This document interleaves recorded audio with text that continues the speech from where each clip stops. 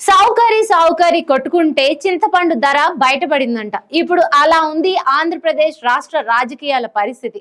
ఒకవైపు వీళ్ళే అంటే కూటమి ప్రభుత్వ నాయకులేమో లిక్కర్ స్కామ్ అంటూ మొత్తం వైసీపీని ముయించాలని చూస్తూ ఉంటే, ఇంకోవైపు టీటీడీ ఎస్వి గోశాలలో జరిగిన 100 గోవుల మృతి పైన వైసీపీ వీళ్ళని అంటోంది. సో వీళ్ళిద్దరూ కొట్టుకుంటూ ఉంటే బయట నేషనల్ లెవెల్లో ఆంధ్రప్రదేశ్ రాజకీయాల గురించి ఓ పెద్ద చర్చ అయితే నడుస్తుంది. దీని మీద ఏదైతే టీటీడీ ఎస్వి గోశాలలో 100 గోవులు మృతి చెందిన దాని మీద టీటీడీ చైర్మన్ బిఆర్ నాయుడు మాట్లాడిన దాని మీద బీజేపీ సీనియర్ నేత సుబ్రహ్మణ్య స్వామి కొంచెం రియాక్ట్ అవ్వడం అయితే జరిగింది. అది ఏమన్నారు అంటే, రేపు ఆయన ముందు బిఆర్ నాయుడు ఏం మాట్లాడారో చెప్తాను వినండి. ఏమైంది, వృద్ధాప్యం వల్ల కొన్ని ఆవులు చనిపోయాయి, అందులో ఏమైతుంది, రేపు ముసలోళ్ళు అయితే మీ ఇంట్లో వాళ్ళు చనిపోరా, ఏదో మాట వరుసకు అన్నట్టు అనేసారు అనమాట. దీని మీద సుబ్రహ్మణ్య స్వామి మాట్లాడుతూ ఏమన్నారంటే, రేపు మీరు కూడా వృద్ధులై చనిపోతే మీ ఇంట్లో వాళ్ళు కూడా అలానే వదిలేస్తారా? రాజ్యాంగంలో గోవులకు సపరేట్ స్థానం ఉంది, ఎంతో ప్రముఖ స్థానం కల్పించారు. అలాంటి గోవుల గురించి మాట్లాడే పద్ధతి ఇదా అని అన్నారు. వాటికి హెల్త్ బాగాలేనప్పుడు, ఆరోగ్యం సరిగా లేని సమయంలో మీరు చూసుకోవడానికి మీరు శ్రద్ధ పెట్టకపోవడం వల్లే కదా అవి చనిపోయాయి అని మాట కూడా మాట్లాడారు.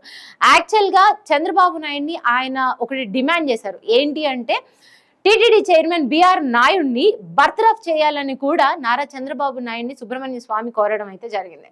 అయితే ఇదే విధానంలో ఇప్పుడు టీటీడీ ఎస్వి గోశాలలో ఈ 100 ఆవులు చనిపోయాయి అని టీటీడీ మాజీ చైర్మన్ ఎవరైతే భూమాన కరుణాకర్ రెడ్డి ఉన్నారో ఆయన బయటకు తీసుకురావడం జరిగింది. ఇది బయటకు తీసుకురావడం కాదు, దాని మీద డీటెయిల్ రిపోర్ట్ని ఈ టీటీడీ ఇచ్చినప్పుడు కూడా మొత్తం సంవత్సరంలో 191 గోవులు చనిపోయాయని కూడా టీటీడీ ఒప్పుకోవడం జరిగింది. ఈ మొత్తం వ్యవహారం మీద నేను కోర్టుకు వెళ్తానని కూడా సుబ్రహ్మణ్య స్వామి చెప్పడం జరిగింది. అండ్ ఈ విషయం ఇక్కడితో ఆగేలా లేదు. అండ్ ఆంధ్రప్రదేశ్ రాష్ట్ర రాజకీయాల్లో టీటీడీ అనేది రాష్ట్ర రాజకీయాల్లో కాకపోయినా మొత్తం రాష్ట్రంలోనే టీటీడీ అనేది చాలా విలువైనది అండ్ మనకి ప్రముఖ స్థానం గలది.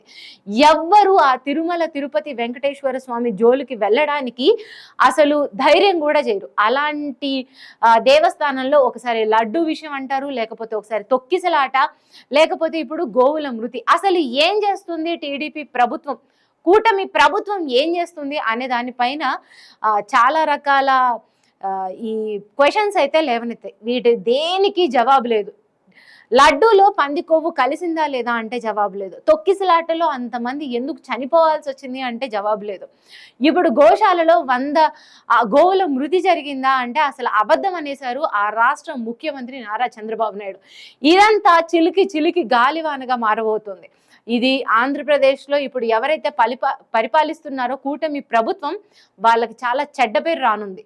సో దీని మీద నేషనల్ లెవెల్లో సైతం దీని గురించి చర్చలు అయితే నడుస్తున్నాయి. చూడాలి ఇంకా ఎన్ని రోజులు ఈ గోశాల విషయం వెళ్ళనుంది అండ్ దీని మీద రానున్న రోజులలో ఎలాంటి యాక్షన్స్ తీసుకోబోతుంది అనేది కూడా చూడాలి.